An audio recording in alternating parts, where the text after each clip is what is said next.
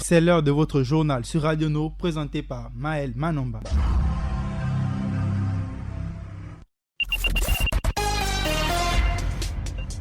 Assalamu alaikum auditeurs de Radio Nour, Maël Manomba de Mouabi devant le micro aux côtés d'Adiza Adamou et Ida Ibinga pour la page musulmane et l'international. Et le côté technique est assuré par Paturel Minsa et Axel Kumba. C'est l'équipe de votre édition d'information et voici les titres.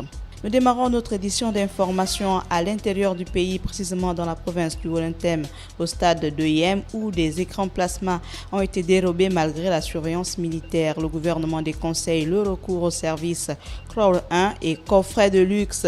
Le ministère de l'économie et des finances déconseille l'usage de ces services qui obéissent à un système pyramidal. Le Covid-19 ou la Covid-19, l'Académie française tranche pour le genre féminin 11. C'est le chiffre de notre rédaction.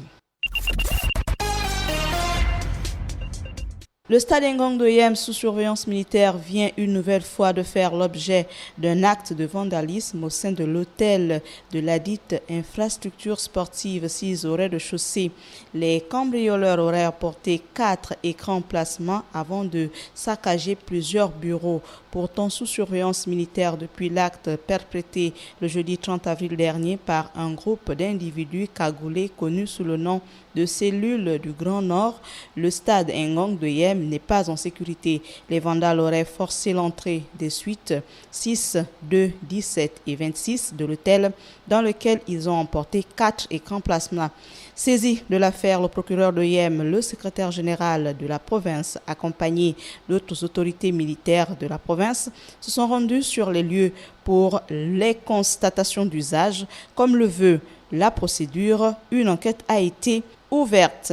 Considérée par certains comme une opportunité d'affaires à la rentabilité immédiate, les services financiers en ligne dénommés Cloud 1 ou encore coffret de luxe sont devenus le fer de lance de certains promoteurs face à la montée d'un système assimilé à la pyramide de Ponzi.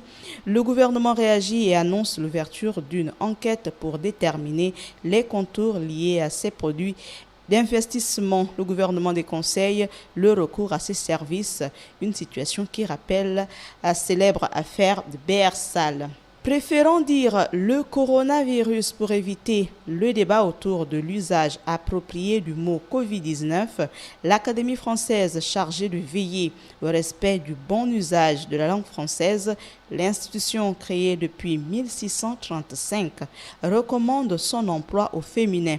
Nous devons donc dire la Covid-19. Selon les académiciens, les sigles et les acronymes prennent le genre du mot principal qui les compose. Pour le mot Covid, qui a pour acronyme coronavirus, DZN, qui signifie en français la maladie provoquée par le coronavirus.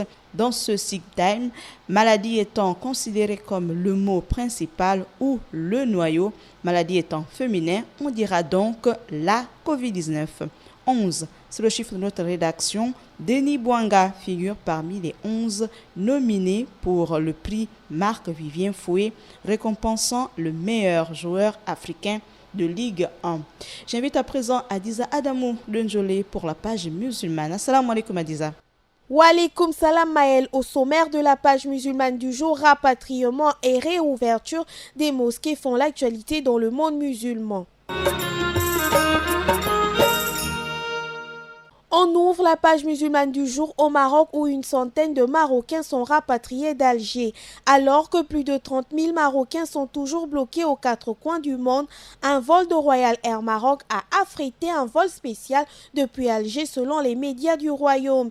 Il n'a pas été possible d'obtenir des informations de sources officielles sur ces rapatriements, bien que Rabat assure préparer leur rapatriement sans toutefois avancer de date. Les Marocains bloqués à l'étranger ont multiplié les appels à l'aide avec des sittings et des campagnes sur les réseaux sociaux et certains ont même adressé une lettre ouverte au roi Mohamed VI. Les consulats ont depuis mis en place des cellules d'accompagnement et selon le gouvernement.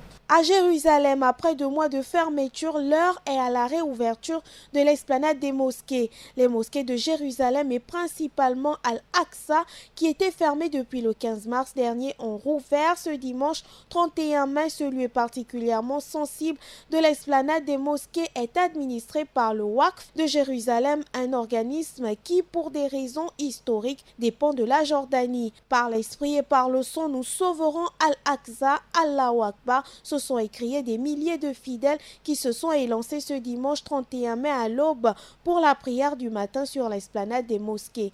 Désormais réouverte après plus de 2 mois de fermeture, de son côté, le cheikh Omar, directeur de la mosquée Al-Aqsa, le 3e lieu saint de l'islam, est confiant car toutes les mesures de précaution ont été prises. La mosquée ne fermera pas une nouvelle fois. La vie va reprendre son cours normal en coexistence avec le virus, Inch'Allah, a-t-il déclaré.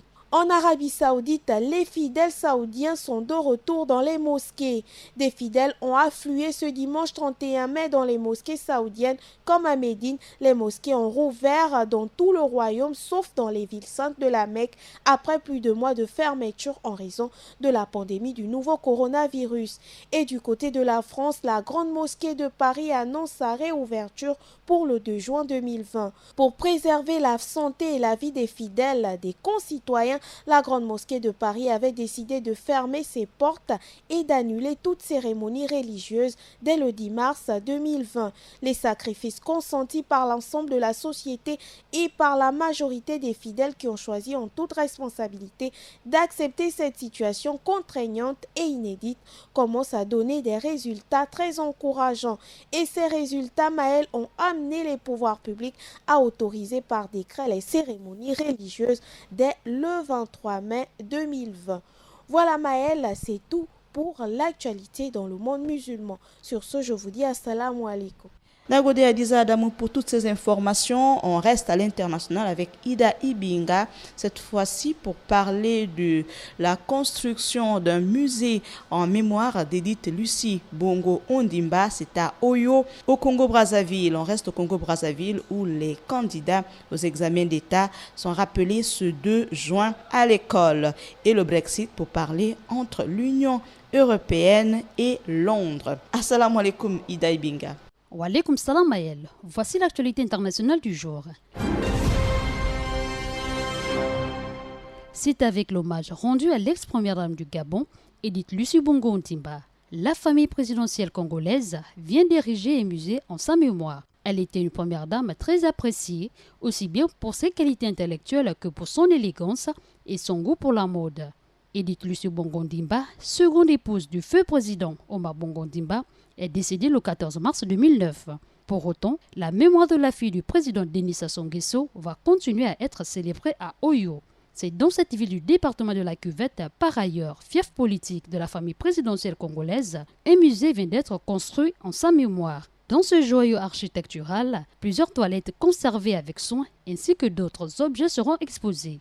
Il s'agit précisément de plusieurs modèles alliant les atouts traditionnels et les objets de la couture moderne. Ensuite fermé depuis le 19 mars à cause de l'apparition du coronavirus, alors que les élèves passaient les compositions du second trimestre, les écoles vont ouvrir partiellement Congo-Brazzaville dès ce mardi 2 juin 2020. Seuls les élèves du SOM2, de la 3e et de la terminale, candidats aux examens, vont revenir en classe. Notons que les autorités gouvernementales assurent qu'elles ont pris des dispositions pour qu'aucun enfant ne soit exposé à la maladie du coronavirus qui touche désormais près de 600 personnes dans le pays. On refait notre actualité internationale avec les pourparlers entre l'Union européenne et le Royaume-Uni pour tenter de trouver un accord commercial post-Brexit qui doit reprendre dès ce lundi. Rappelons que Boris Johnson a annoncé qu'il participera personnellement aux discussions pour tenter de trouver un accord commercial avec Bruxelles, a indiqué mercredi dernier le négociateur britannique David Frost devant les députés britanniques.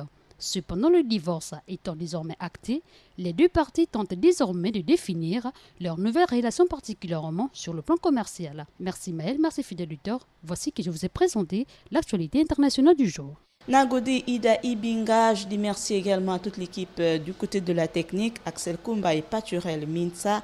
Bon confort d'écoute sur la Radio Nour, la passion du savoir. L'information c'est à 20h, à 23h et à 8h et bien sûr la principale à 16h. Nos programmes sont en ligne sur YouTube et Facebook.